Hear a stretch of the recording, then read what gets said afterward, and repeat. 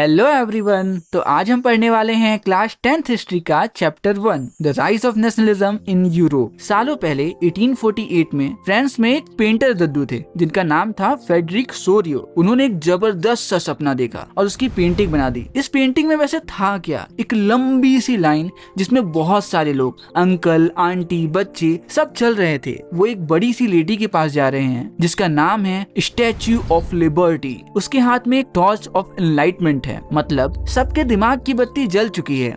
और दूसरे हाथ में एक रूल बुक है जिसे कहा जाता है the charter of the rights of man, जिसमें सबके लिए अच्छे अच्छे रूल्स लिखे हैं। और पता है क्या, नीचे जमीन पर राजाओं के टूटे हुए क्राउन्स पड़े हैं, मतलब राजाओं का टाइम खत्म। सब लोग अपने अपने देश के फ्लैग्स लेकर चल रहे हैं, जिसमें यूएस और स्विट्जरलैंड सबसे आगे हैं, फिर फ्रांस और जर्मनी।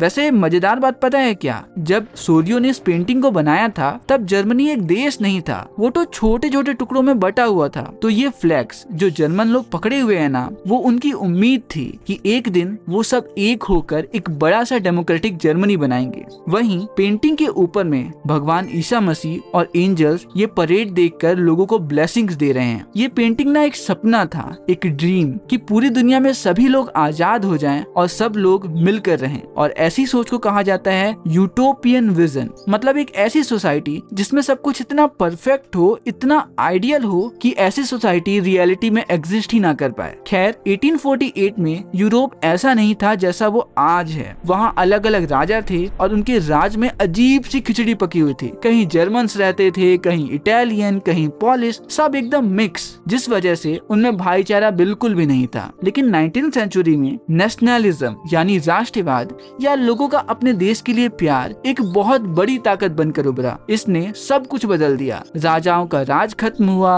और नए नए नेशन स्टेट्स बनने लगे। लेकिन ये नेशन स्टेट क्या होता है और सबसे पहले रिपब्लिक गवर्नमेंट कहाँ बनी, इसे जानते हैं हम हमारे पहले टॉपिक में, जो है the French revolution and the idea of the nation. पिछले टॉपिक में हमने नेशन के आइडिया के बारे में जाना। तो नेशनलिज्म यानी अपने देश से प्यार सबसे पहले कहाँ दिखा, वो दिखा फ्रांस में। जब वहाँ फ्रेंच रिवॉल्यूशन हुआ, फ्रांस के लोगों ने कहा अब राजा का राज नहीं चलेगा, हम अपनी किस्मत खुद लिखेंगे। उन्होंने अपने देश को एक फैमिली जैसा बनाने के लिए बहुत कुछ किया। नए आइडियाज लाए, जैसे ला पैट्री मतलब हमारा देश हमारे पिताजी जैसा है, और ले सिटोयन मतलब हम सब देश के सिटीजन हैं, यानी एक बराबर नागरिक हैं। उन्होंने अपना एक नया झंडा बनाया जिसमें 3 रंग थे और वो आज भी फ्रांस का नेशनल फ्लैग है। साथ ही साथ उन्होंने एक नेशनल असेंबली बनाई जिसमें लोगों के चुने हुए लोग थे। देश के लिए नए गीत लिखे गए, कस्में खाई गई और शहीदों को याद किया गया। और सबसे इम्पोर्टेंट, उन्होंने पूरे देश में सबके लिए एक जैसे कानून लाए, नाप तोल का सिस्टम स्टैंडर्ड बनाया और सब लोग एक ही भाषा फ्रेंच बोलने लगे। इन सभी चीजों से लोगों के अंदर यूनिटी आई। अब अपने देश को यूनाइट करने के बाद फ्रेंच लोगों को लगा कि अब उनका मिशन है यूरोप के दूसरे लोगों को भी राजाओं से आजाद कराना और उनके भी देश बनाने में मदद करना। जब फ्रांस में ये सब हुआ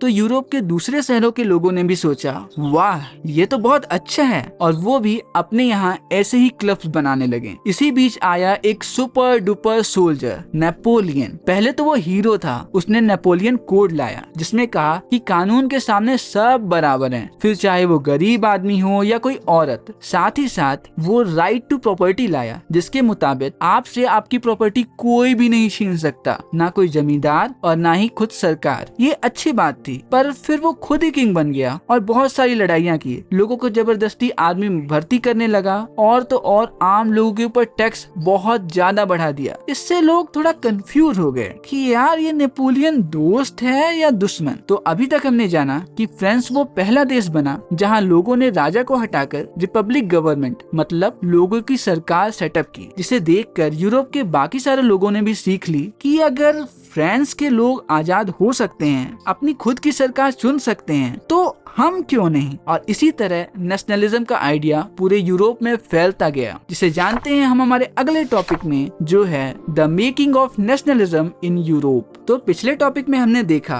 फ्रांस वो पहली कंट्री थी जहां किंग को हटाकर लोगों ने अपनी खुद की सरकार बनाई, जिसे देखकर यूरोप के बाकी लोग भी सोचने लगे कि यार क्यों ना हम भी अपनी खुद की सरकार बनाएं, जो हमारे बारे में सोचे, जो हमारे लिए काम करे। लेकिन प्रॉब्लम ये थी कि उस जमाने में यूरोप आज जैसा नहीं था। कोई जर्मनी या इटली जैसे बड़े बड़े देश नहीं थे, सब छोटे छोटे राज्यों में बटे हुए थे और हर जगह अलग अलग राजा, अलग अलग कानून। यहाँ तक एक छोटे से राज्य में भी लोग अलग अलग भाषाएं बोलते थे और तो और उनके रीति रिवाज भी बिल्कुल अलग थे। ऐसे में सब एक साथ मिलकर कैसे विद्रोह करते? जरूरत थी एक ऐसे ग्रुप की जो लोगों को यूनाइट कर सके और तभी सोसाइटी में एक नया ग्रुप इमर्ज होता है, मिडिल क्लास, जिसे जानते हैं हम हमारे अगले टॉपिक में, जो है the aristocracy and the new middle class. पहले यूरोप में सबसे पावरफुल थे बड़े बड़े जमींदार, जिन्हें हम प्यार से एरिस्टोक्रेट्स कहते हैं। उनके पास बहुत जमीन थी, वो हाई सोसाइटी में रहते थे, फ्रेंच बोलते थे और सिर्फ आपस में ही शादियां करते थे। एरिस्टोक्रेट्स अपनी लाइफ से फुली सेटिस्फाइड थे, उन्हें कोई इक्वालिटी और फ्रीडम में बिल्कुल भी इंटरेस्ट नहीं था,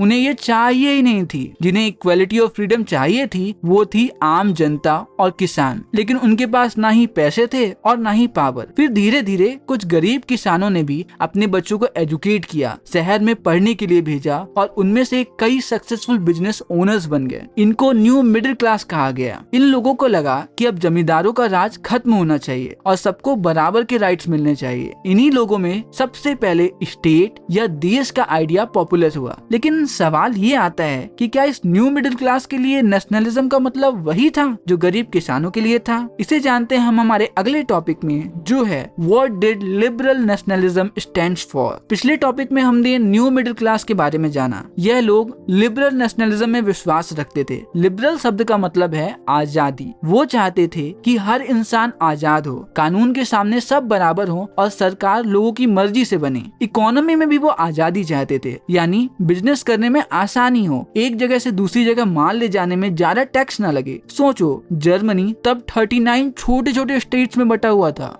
हर स्टेट की अपनी करेंसी, अपने नाप तोल के सिस्टम और हर बॉर्डर में टैक्स। एक व्यापारी को कितना मुश्किल होता होगा एक जगह से सामान दूसरी जगह ले जाने में। तो इन लोगों ने मांग की एक यूनिफाइड इकोनॉमिक टेरिटरी बने, जहां सिर्फ एक ही बार टैक्स देना पड़े और सभी जगह की करेंसी एक हो, जिससे बिजनेस करना आसान हो सके। आखिरकार जोल्वरिन नाम का एक कस्टम यूनियन बनाया गया, जिसने बहुत से टैक्स को खत्म कर दिया और करेंसीज भी कम कर दी, जिससे बिजनेस करना आसान हुआ। और अलग अलग लैंग्वेज और कल्चर के बावजूद भी लोगों को पहली बार ये लगा कि हम सब एक हैं। लेकिन ये खुशनुमा दौर बहुत दिन तक नहीं चला। जब नेपोलियन अपने पड़ोस के राजाओं से हार गया तो ये इक्वालिटी और फ्रीडम का सपना एक ही पल में टूट गया, जिसे जानते हैं हम हमारे अगले टॉपिक में, जो है अ न्यू कंजर्वेटिज्म आफ्टर 1815। तो पिछले टॉपिक में हमने लिबरल नेशनलिज्म के बारे में पढ़ा, जहां लिबरल का मतलब था फ्रीडम और नेशनलिज्म मतलब राष्ट्रवाद या देश से प्यार करना। लेकिन जब 1815 में नेपोलियन हार गया तो यूरोप में कंजर्वेटिज्म की लहर आई। कंजर्वेटिव उन लोगों को कहा जाता है जो लोग चाहते थे कि पुरानी चीजें वैसी की वैसी ही रहें, जैसे राजा महाराजा, चर्च, पुराने रीति रिवाज। उन्होंने नेपोलियन के किए बहुत सारे बदलाव को वापस पलट दिया और फ्रांस में बर्बन राजा को गद्दी पर बैठा दिया गया। उनका मकसद बिल्कुल साफ था,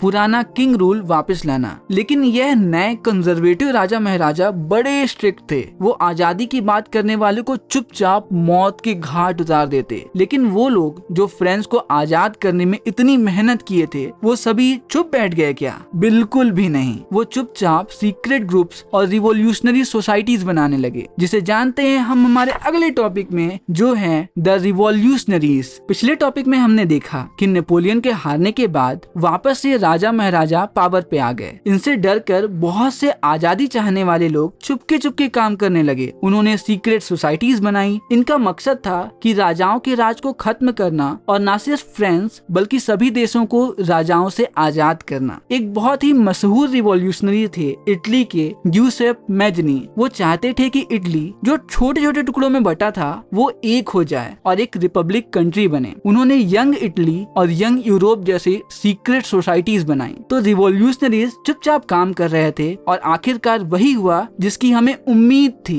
एक के बाद एक धड़ाधड़ रिवॉल्यूशन, जिन्हें जानते हैं हम हमारे अगले टॉपिक में, जो है the age of revolution 1830s to 1848। पिछले टॉपिक में हमने देखा था कि फ्रांस के आसपास के सारे किंग्स मिलकर नेपोलियन को हरा देते हैं और एक बार फिर से फ्रांस में बर्बन डायनेस्टी की राज व्यवस्था लाई जाती है। सब कुछ उनकी मर्जी से चलता था। राजा कहते मैं ही नियम हूँ, मैं ही कानून। पर तभी दो नए जादुई आइडियाज हवा में तैरने लगे। पहला था लिबरलिज्म, यानी सबको आजादी और बराबरी मिलनी चाहिए, राजा की नहीं चलेगी। और दूसरा था नेशनलिज्म, यानी अपने देश से इतना प्यार कि उसके लिए जान भी कुर्बान। जहाँ भी राजा अपनी तानाशाही दिखाते, लोग कहने लगते बहुत हुआ, अब तो मूड खराब हो गया है, और बस एक के बाद एक धड़ाधड़ रिवॉल्यूशन शुरू हो गए। लेकिन ये रिवॉल्यूशनरीज जो रिवॉल्यूशन करते थे, ये थे कौन? ये कोई आम लोग नहीं थे, ये हमारे पढ़े लिखे सुपर हीरो थे, जैसे प्रोफेसर्स जो किताबें रटने के अलावा और भी कुछ कर सकते हैं, स्कूल टीचर्स, क्लर्क्स और बड़े बड़े बिजनेस वाले लोग जो चाहते थे कि उनका बिजनेस बिना राजा के फालतू नियमों के खूब चले। सबने मिलकर सोचा यार ऐसे तो नहीं चलेगा, राजा को हटाना ही पड़ेगा। सबसे पहला धमाका हुआ फ्रांस में जुलाई 1830s में। जो पुराने बर्बन किंग थे ना, जो वापस से राजगद्दी पे बैठ गए थे, उन्हें लिबरल रिवॉल्यूशनरीज ने कुर्सी से धक्का मार के हटा दिया और उनकी जगह लुई फिलिप को नया राजा बनाया गया। इस बार राजा की पावर एक कॉन्स्टिट्यूशन से लिमिट कर दी गई थी। मतलब अब राजा अपनी मर्जी से कुछ भी नहीं कर सकता था। बेचारा राजा, अब उसे हर बात के लिए कॉन्स्टिट्यूशन से पूछना पड़ता था, कॉन्स्टिट्यूशन जी क्या मैं एक जलेबी खा सकता हूँ? और अगर कॉन्स्टिट्यूशन हाँ किया तो ठीक है, वरना। एक बड़े लीडर थे मेटरनिच, उन्होंने एक मजेदार बात कही थी, जब फ्रांस सीखता है तो पूरे यूरोप को सर्दी हो जाती है। और सच में फ्रांस में जो हुआ उसकी वजह से बेल्जियम में भी आग लग गई। लोग रिवोल्ट करने लगे और उसके बाद बेल्जियम नीदरलैंड से अलग होकर एक आजाद देश बन गया। देखा फ्रांस की छींक कितनी पावरफुल थी। अब फ्रांस के आजाद होने के बाद एक बार फिर से मौसम थोड़ा रोमांटिक सा हो रहा था, जिसे जानते हैं हम हमारे अगले टॉपिक में, जो है the romantic imagination and national feeling. तो पिछले टॉपिक पे हमने देखा कि कैसे फ्रांस और बेल्जियम में आजादी के लिए रिवॉल्यूशंस हुए और देश बनने की शुरुआत हुई। पर क्या आपको पता है कि देश सिर्फ तलवार और बंदूकों से नहीं बनते, कल्चर का भी इसमें बहुत बड़ा रोल है। यानी आर्ट्स, पोएट्रीज, स्टोरीज और म्यूजिक, इसने भी लोगों के दिल में नेशनलिस्ट फीलिंग जनरेट की। और ऐसा ही एक मजेदार सा मूवमेंट था जिसका नाम था रोमांटिसिज्म। ये लोग ना साइंस और रीजन की हर बात को नहीं मानते थे। ये कहते थे भाई दिमाग से ज्यादा दिल की सुनो, दिल जो कहे वो करो। ये इमोशंस और फीलिंग्स पर ज्यादा जोर देते थे। इनका मकसद था कि सभी लोग ये फील करें कि हम सब एक हैं, सबका एक ही शेयर्ड कलेक्टिव हेरिटेज है, एक ही कॉमन पास्ट है, और इससे ही एक स्ट्रॉन्ग नेशन बनेगा। एक जर्मन फिलोसोफर थे जोहान गॉटफ्रीड हर्डर। उन्होंने तो कहा कि सच्चा जर्मन कल्चर तो आम लोगों में ही है। मतलब अगर जर्मन कल्चर समझना है तो गांव गांव जाओ, वहाँ के फोल्क सॉन्ग्स, फोल्क पोएट्री और फोल्क डांसेस देखो। उनका कहना था कि नेशन की सच्ची स्पिरिट इन्हीं चीजों में छिपी है, इसीलिए उन सबको कलेक्ट करना बहुत इम्पोर्टेंट था। जैसे पोलैंड को ले लो। पोलैंड को 18th सेंचुरी में प्रसिया और ऑस्ट्रिया ने टुकड़ों में बांट दिया था, लेकिन उनकी नेशनलिस्ट फीलिंग को उनके म्यूजिक और लैंग्वेज ने जिंदा रखा। लेकिन कहते हैं ना, खाली पेट रोमांस नहीं होता, और यूरोप के केस में भी ऐसा ही हुआ, जिसे जानते हैं हम हमारे अगले टॉपिक पे, जो है hunger, hardship and popular revolt. पिछले टॉपिक में हमने देखा कि कैसे रोमांटिसिज्म और कल्चरल चीजें लोगों को देशभक्ति की तरफ ले जा रही थी। पर अब आते हैं असली बात पर। जब पेट खाली होना तो सारी देशभक्ति एक तरफ रह जाती है। जैसे 1830s का दशक यूरोप में बहुत गरीबी और मुश्किलें लेकर आया। सोचो 19th सेंचुरी के पहले हिस्से में पूरे यूरोप की पॉपुलेशन रॉकेट की तरह बढ़ रही थी, और जॉब्स तो थी ही नहीं। इससे हुआ क्या? इससे हुआ ये कि गांव में वो लोग जो भूखे मर रहे थे वो सब शहरों में आने लगे। और शहरों में क्या था? Over crowded slums. मतलब एक छोटे से कमरे में 10 लोग घुसे हुए थे। ऊपर से स्लम प्रोड्यूसर्स, यानी घर में या छोटे वर्कशॉप में काम करने वाले लोग उन्हें इंग्लैंड से आने वाले सस्ते मशीन मेड गुड्स से कंपटीशन मिल रहा था। इंग्लैंड तो तब तक इंडस्ट्रियल रिवॉल्यूशन में कहीं बहुत आगे निकल चुका था, खासकर टेक्सटाइल प्रोडक्शन में, जो ज्यादातर घरों में ही होता था। उनका तो बिजनेस बिल्कुल ठप हो गया, और कौन हाथ से बुनेगा जब मशीनें फटाफट कपड़े बना दें। 1848 एक ऐसा ही साल था। लोग भूखे मर रहे थे, जॉब्स नहीं थे। तो क्या हुआ, पेरिस की जनता रोड्स पर आ गई। उन्होंने सड़कों पर बैरिकेड्स लगा दिए और लुई फिलिप को भागना पड़ा। बेचारा लुई फिलिप, उसे लोगों ने ही चुना था और राजगद्दी पे बैठाया था, और लोगों ने ही भगा दिया। उसके बाद एक नेशनल असेंबली ने डिसाइड किया कि फ्रांस रिपब्लिक होगा, और हाँ, 21 साल के ऊपर के सभी पुरुषों को वोट देने का अधिकार मिला, फिर चाहे वो गरीब हो या अमीर, और उन्हें राइट टू वर्क भी मिला।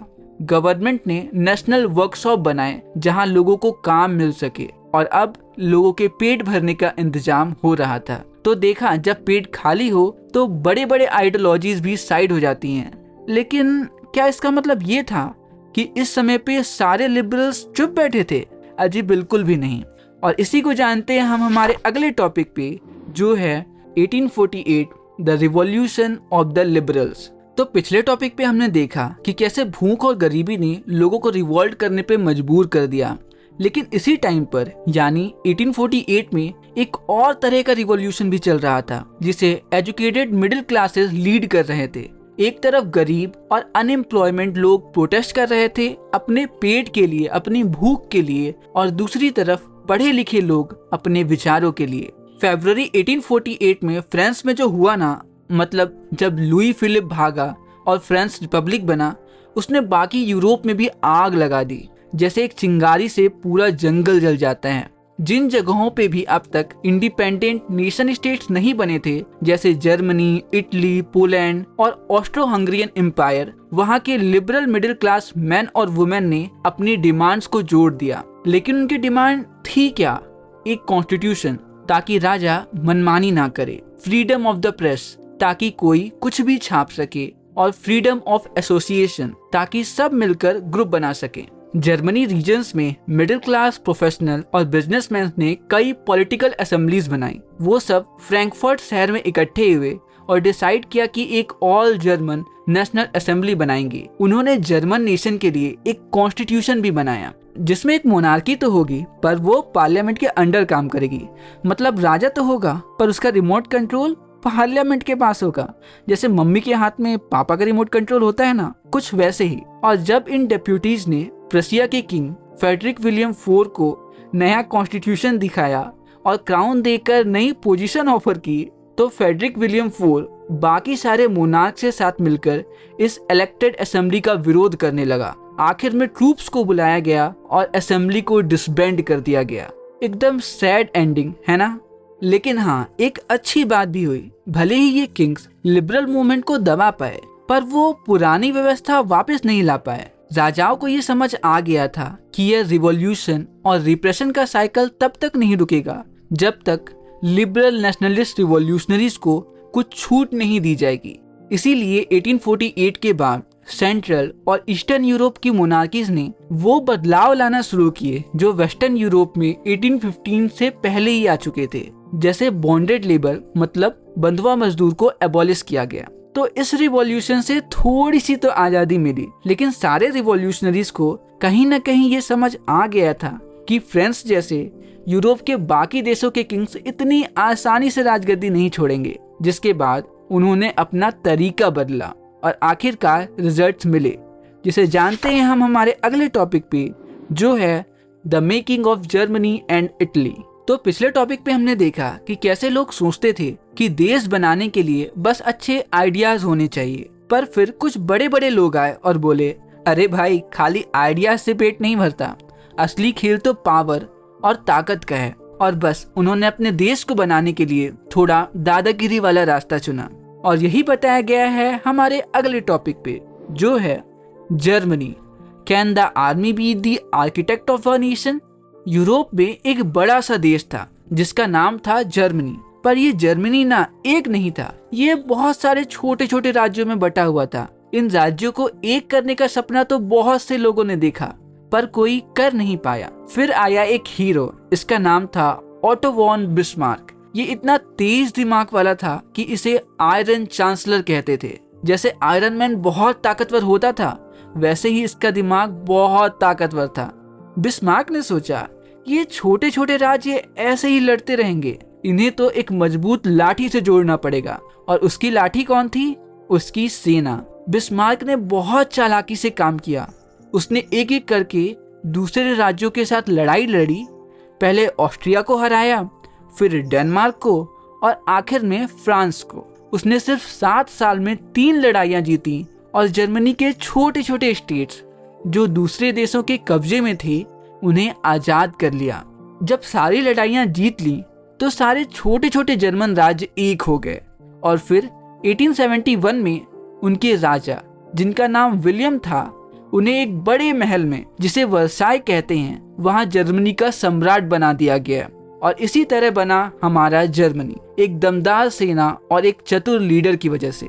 तो जिस तरह से छोटे छोटे स्टेट मिलकर एक बड़ा सा देश जर्मनी बनाए, ठीक उसी तरह कुछ और भी छोटे छोटे स्टेट्स जो अलग अलग किंग्स के अंडर आते थे, वो सभी मिलकर इटली बनाते हैं, जिसे जानते हैं हम हमारे अगले टॉपिक में, जो है इटली यूनिफाइड।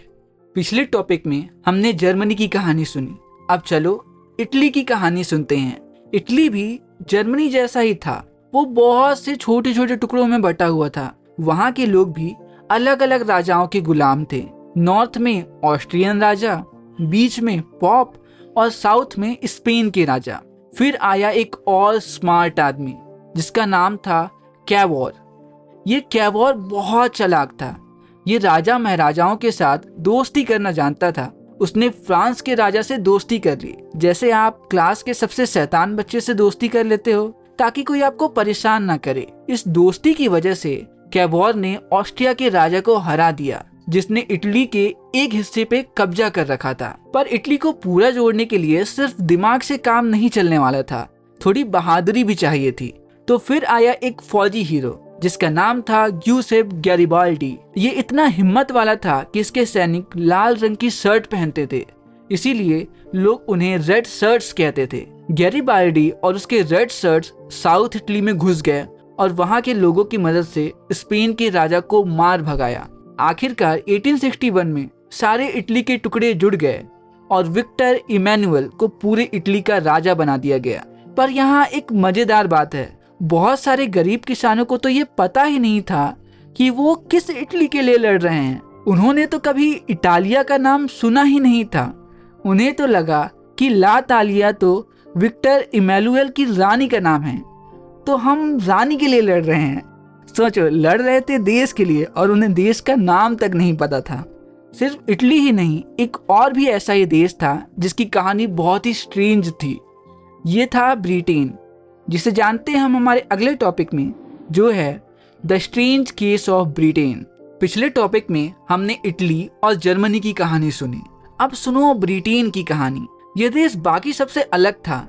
जर्मनी और इटली ने तो लड़ झगड़ कर अपना देश बनाया, पर ब्रिटेन ने कहा, अरे भाई लड़ाई झगड़ा क्यों, मैं तो आराम से अपना देश बनाऊंगा। पहले ब्रिटेन कोई बड़ा देश नहीं था, वहाँ छोटे छोटे हिस्से थे, जैसे इंग्लैंड, स्कॉटलैंड और आयरलैंड, सब अपने अपने तरीके से रहते थे। लेकिन फिर क्या हुआ, इंग्लैंड धीरे धीरे बहुत ताकतवर और अमीर बन गया। और जब इंग्लैंड ताकतवर हो गया तो उसने सोचा, अब क्यों ना बाकियों को भी अपने साथ मिला लूं। तो इंग्लैंड ने स्कॉटलैंड से कहा, चलो हम दोस्त बन जाते हैं। और 1707 में उन्होंने एक समझौता किया, इससे United kingdom of great Britain बना। पर इस दोस्ती में इंग्लैंड का पलड़ा भारी था। स्कॉटलैंड को अपनी आइडेंटिटी, जिसकी वजह से वो दुनिया में जाना जाता था, जैसे उनकी भाषा या उनके कपड़े, ये सभी को छोड़ना पड़ा। फिर इंग्लैंड ने आयरलैंड को भी अपने साथ मिलाने का सोचा। आयरलैंड में 2 तरह के लोग रहते थे, एक कैथोलिक और दूसरे प्रोटेस्टेंट। वो आपस में ही लड़ते रहते थे। तो इंग्लैंड ने प्रोटेस्टेंट की मदद कर दी ताकि वो कैथोलिक पर राज कर सके। और फिर क्या, दोनों ग्रुप्स को लड़ाकर देश को अंदर से कमजोर कर दिया। और 1801 में आयरलैंड को भी जबरदस्ती यूनाइटेड किंगडम में मिला लिया गया। और इसी तरह सिर्फ अपने दिमाग के बल पे ब्रिटेन दो बड़े बड़े देशों को निगल गया। लेकिन सवाल ये आता है कि पहले के टाइम पे लोग बड़े आसानी से कह सकते थे कि हम इस राजा के राज्य में रहते हैं, लेकिन जब देश आजाद होने लगे तब इन देशों को 500 से 1000 लोगों की कमेटी चलाती थी, कोई एक अकेला इंसान नहीं। तो लोग देश को विजुअलाइज कैसे करते थे, इसे जानते हैं हम हमारे अगले टॉपिक में, जो है विजुअलाइजिंग द नेशन। तो पिछले टॉपिक में हमने देखा कि कैसे ब्रिटेन का यूनिफिकेशन थोड़ा अलग था, एक लंबे प्रोसेस के थ्रू हुआ। अब एक इंटरेस्टिंग सवाल, जब हम एक रूलर को देखते हैं तो उसकी एक पोर्ट्रेट या स्टैच्यू होती है, पर एक नेशन को कैसे दिखाएंगे? क्या नेशन का कोई फेस होता है या फिर कोई खूबसूरत गाल? लेकिन 18th और 19th सेंचुरी में आर्टिस्ट ने इसका एक सॉल्यूशन निकाला। उन्होंने नेशन को पर्सोनिफाई किया, मतलब एक कंट्री को ऐसे दिखाया जैसे वो एक पर्सन हो, और ज्यादातर नेशंस ने फीमेल फिगर्स के रूप में इसे दिखाया। अब ये जो फीमेल फिगर चूज की गई ना, वो रियल लाइफ में कोई पर्टिकुलर वुमेन नहीं थी, बल्कि इसका मकसद था कि नेशन के एब्स्ट्रैक्ट आइडिया को एक कॉन्क्रीट फॉर्म दिया जाए। इसे कहते हैं एलेगरी, मतलब फीमेल फिगर नेशन की एलेगरी बन गई। आपको याद होगा फ्रेंच रिवॉल्यूशन के टाइम पे भी आर्टिस्ट ने फीमेल एलेगरी को यूज किया था, लिबर्टी, जस्टिस और रिपब्लिक को दिखाने के लिए। इन एलेगरीज को कुछ खास ऑब्जेक्टिव्स या सिंबल्स से दिखाया जाता है, जैसे स्टैच्यू ऑफ लिबर्टी के पास रेड कैप होती थी या ब्रोकन चेन, ताकि ये पता चले कि आजादी मिल चुकी है। और जस्टिस के लिए एक ब्लाइंड फोल्डेड वुमेन होती थी, वेइंग स्केल हाथ में लिए, ताकि इससे ये मैसेज दिया जा सके कि किसी के साथ कोई भी भेदभाव नहीं होगा। इसी तरह की फीमेल एलेगरीज 19th सेंचुरी में आर्टिस्ट ने नेशन को रिप्रेजेंट करने के लिए इन्वेंट की। फ्रांस में उस फीमेल फिगर को मरियान नाम दिया गया, जो एक पॉपुलर क्रिश्चियन नाम था। इससे ये आइडिया अंडरलाइन होता था कि यह एक पीपल्स नेशन है। उसकी कैरेक्टरिस्टिक्स लिबर्टी और रिपब्लिक से ली गई थी, red cap, try colour France का झंडा और क्रॉकेट, जो एक गोल शेप का रिबन टाइप बैज होता था। मरियान के स्टैचू पब्लिक स्क्वायर्स में इरेक्ट किए गए ताकि पब्लिक को नेशनल सिंबल ऑफ यूनिटी की याद दिलाई जा सके। साथ ही साथ मरियान की इमेजेस कॉइन्स और स्टैम्प्स पर भी मार्क की गईं। तो अभी तक हमने इस चैप्टर में ये समझा कि कैसे नेशनलिज्म की फीलिंग फ्रांस से निकलकर पूरी दुनिया में फैल गई। लेकिन सवाल ये आता है, क्या सभी के लिए नेशनलिज्म का मतलब सेम था? इसे जानते हैं हम हमारे आखिरी टॉपिक में, जो है नेशनलिज्म एंड इंपीरियलिज्म। तो पिछले टॉपिक में हमने देखा कि कैसे आर्टिस्ट ने नेशन को एक पहचान, एक चेहरा दिया, पर अब कहानी में थोड़ा ट्विस्ट आता है। 19th सेंचुरी के लास्ट क्वार्टर तक नेशनलिज्म ने अपना पहले वाला आइडियलिस्टिक लिबरल डेमोक्रेटिक सेंटीमेंट खो दिया था। मतलब अब वो सिर्फ आजादी और बराबरी की बात नहीं करता था, बल्कि अब वो एक नैरो क्रीड बन गया था जिसके एंड्स लिमिटेड थे। कोई इसका कुछ और मतलब निकालने लगा तो कोई कुछ और। इस पीरियड में नेशनलिस्ट ग्रुप्स एक दूसरे के प्रति बहुत ज्यादा इंटॉलरेट हो गए। मतलब उन्हें दूसरे नेशनलिस्ट ग्रुप बिल्कुल पसंद नहीं आते थे और वो हमेशा वॉर करने के लिए रेडी रहते थे। और इसका फायदा किसने उठाया? यूरोप की जो मेजर यूरोपियन पावर्स थी, उन्होंने इस नेशनलिज्म के आइडिया को अपने हिसाब से मैनिपुलेट किया ताकि वो अपने इंपीरियलिस्टिक एम्स को पूरा कर सकें। इंपीरियलिज्म मतलब होता है दूसरे देशों पे कब्जा करके अपने देश की बाउंड्री को और ज्यादा एक्सटेंड करना। जैसे कि यूरोप में 1871 के बाद एक जगह थी जिसका नाम था बॉल्कन्स। ये बॉल्कन्स एक ऐसा एरिया था जहाँ बहुत सारे अलग अलग तरह के लोग रहते थे।